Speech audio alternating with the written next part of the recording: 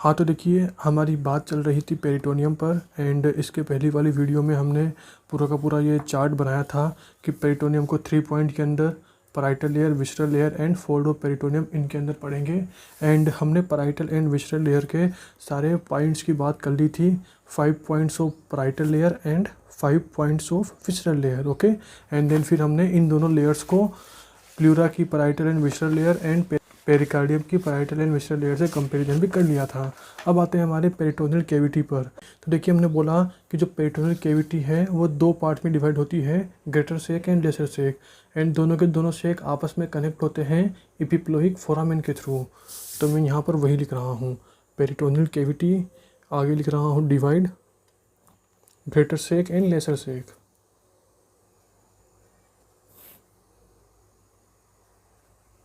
Okay, तो peritoneal cavity 2 part में divide होगी, greater and lesser sac. Okay, तो यहाँ लिख रहा हूँ मैं डिवाइड। ओके, तो peritoneal cavity divide greater and lesser sac. Greater sac या lesser sac, okay, lesser sac का एक और नाम है, इसे हम बोलते हैं ओमेंटल बर्सा। ओके, तो ये हो गया लेसर सेक या ओमेंटल बर्सा। इसके बाद देखिए मैंने बोला था कि दोनों सेक आपस में किसके थ्रू कनेक्ट होंगे, हमारे एपिप्लोइक फोरामेन के थ्रू, या फिर बोल दीजिए फोरामेन ऑफ विल्सन के थ्रू। तो ये दोनों की दोनों हमारे कनेक्ट होते हैं एपिप्लोइक फोरामेन के थ्रू। तो मैं यहाँ पर लिख रहा हूँ कनेक्ट, CONNECT। ये दोनों आपस में कनेक्ट होंगे किसके थ्रू, एपिप्लोइक फोरामेन के थ्रू। मैं शॉर्ट में लिख रहा हूँ यहाँ पर फोरामेन, FORA। ओके, या फिर इसी का एक दूसरा नाम क्या है, फोरामेन ऑफ विल्सन, या फिर इसे ही क्या बोलते हैं, ओमेंटल फोरामेन। ओके, तो epiploic foramen, foramen of Wilson and omental foramen, तीनों एक ही नाम है। तो हमारा ये वाला हो गया एपिप्लोइक फोरामेन। उसके बाद देखिए ग्रेटर सेक के लिए कुछ पॉइंट बताएंगे। देखिए greater sac, this is the सबसे बड़ी कैविटी जो हमारे पेरिटोनियल कैविटी होती है, उसका सबसे बड़ा पार्ट होता है ग्रेटर सेक। तो मैं लिख रहा हूँ this is the main compartment of peritoneal cavity. Main compartment of, मैं शॉर्ट में लिख रहा हूँ अब, PERI मतलब दिस इज पेरिटोनियल, CAV मतलब कैविटी। तो greater sac, this is the main compartment of peritoneal cavity. And इसका सेकंड पॉइंट होगा, ये कहाँ से कहाँ तक एक्सटेंड करता है वो देखना है। तो this is extend diaphragm to pelvic cavity, या फिर बोल दीजिए डायफ्राम टू पेल्विक। तो दिस इज एक्सटेंड, देखिए ना हमारा एब्डोमेन भी जहाँ से लेके जहाँ तक होता है ना, तो उस पूरे में क्या होता है हमारा ग्रेटर सेक। ओके, तो एक्सटेंड डायफ्राम टू पेल्विक।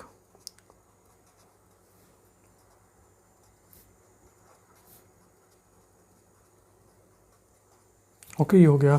उसके बाद आते हैं नीचे वाले पर, जो लेसर सेक होता है या ओमेंटल बर्सा होता है, ये कहाँ प्रेजेंट होता है, इसकी लोकेशन देखनी है हमें। तो ऑफ कोर्स ये हमारा प्रेजेंट होगा स्टमक एंड लीवर के जस्ट पीछे। तो मैं यहाँ लिख रहा हूँ LIE, lies behind stomach and liver. And आपको पता होगा कि स्टमक और लीवर, इन दोनों के बीच क्या होता है, हम आगे बात करेंगे जब हम फोल्ड और पेरिटोनियम बताएंगे, वहाँ बात करेंगे। तो आप पढ़ोगे कि स्टमक और लीवर, इन दोनों के बीच होता है हमारा लेसर ओमेंटम। तो ऑफ कोर्स ये हमारा जो लेसर सेक है, ये स्टमक और लीवर के पीछे तो होगा ही, उसी के साथ साथ इन दोनों के बीच जो हमारा लेसर ओमेंटम होता है उसके पीछे भी प्रेजेंट होता है। तो फाइनली ये हमारा प्रेजेंट होगा स्टमक, लेसर ओमेंटम। तो ये हमारा पीछे होगा, स्टमक के भी पीछे होगा, लेसर ओमेंटम के भी पीछे होगा, एंड लीवर के भी पीछे होगा क्या, हमारा लेसर सेक। इसके बाद देखिए हमने आपको जैसे प्लूरल कैविटी, पेरिकार्डियल कैविटी के क्लिनिकल्स में बताया था कि इस कैविटी में अगर कोई फ्लूइड भर गया तो उसका भी कोई नाम होगा, क्लिनिकल नाम होगा। इस कैविटी के अंदर कोई एयर आ गई तो उसके लिए भी कोई नाम रखेंगे। इस कैविटी के अंदर कोई ब्लड आ गया तो उसके लिए भी कोई नाम होगा। तो उन्हीं को मैं यहाँ बता रहा हूँ आपको। एज इट इज़ वही होगा जैसा मैंने प्लूरल कैविटी के क्लिनिकल्स में बताया था, जैसा मैंने पेरिकार्डियल कैविटी के क्लिनिकल्स में बताया था। तो मैं इसी के क्लिनिकल्स को यहाँ लिख रहा हूँ। पेरिटोनियल कैविटी, इसमें अगर ज़्यादा फ्लूइड बन गया तो ऑफ कोर्स अक्यूमुलेट हो जाएगा। तो इसके क्लिनिकल्स में यहाँ लिख रहा हूँ। ओके, इसको थोड़ा हाईलाइट कर लेना, पेन ख़त्म हो गया शायद ये। तो जो पहला होगा वो होगा कि हमारी पेरिटोनियल कैविटी के अंदर फ्लूइड अक्यूमुलेट हो गया, FLUID, उसके लिए क्या टर्म बोलेंगे। एयर हो गई तो क्या टर्म बोलेंगे, एंड ब्लड हो गया तो क्या टर्म बोलेंगे, BLOOD। तो फ्लूइड के लिए बोलते हैं हम असाइटिस, ASCI। देखिए ये आप जब सर्जरी पढ़ोगे तो बहुत इंपॉर्टेंट टॉपिक है, वहाँ पढ़ लोगे आप। अभी बस नाम ध्यान रखना कि असाइटिस में क्या होता है, हमारे पेरिटोनियल कैविटी के अंदर फ्लूइड अक्यूमुलेट हो जाता है, कुछ ज़्यादा ही फ्लूइड भर जाता है पेरिटोनियल कैविटी में। एयर मतलब जैसा मैंने वहाँ बताया, क्या वर्ड आएगा आगे, न्यूमो, एंड यहाँ क्या पढ़ रहे हैं, पेरिटोनियम, तो न्यूमो पेरिटोनियम।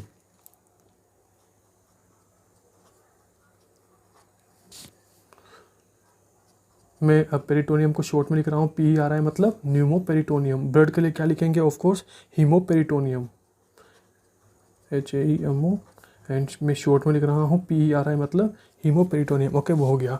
उसके बाद देखिए आप अपने प्लूरा का चार्ट निकालिए, यहाँ पर भी हमने बताया था, देखिए पेरिटोनियल इफ्यूजन, ये तो इसमें हो गया। यहाँ पर देखिए कहाँ गया, ये रहा।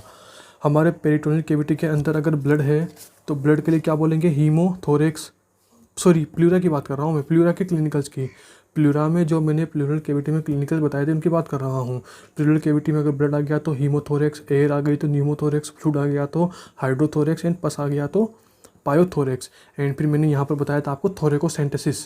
थोरेकोसेंटेसिस में क्या करते हैं, जो हमारा एक्सिस फ्लूइड भर जाता है प्लूरल कैविटी के अंदर, तो उस एक्सिस फ्लूइड को हम थोरेकोसेंटेसिस के थ्रू निकालते हैं। तो हमें भी यहाँ पर कोई चीज़ पढ़नी पड़ेगी, तो यहाँ पर हम पढ़ते हैं पैरासेंटेसिस। पैरासेंटेसिस में क्या करते हैं, जो हमारा असाइटिस के अंदर एक्सिस फ्लूइड भर जाता है उसको निकालते हैं। तो मैं यहाँ पर लिख रहा हूँ पैरासेंटेसिस। यहाँ पे क्या था, प्लूरा में थोरेकोसेंटेसिस।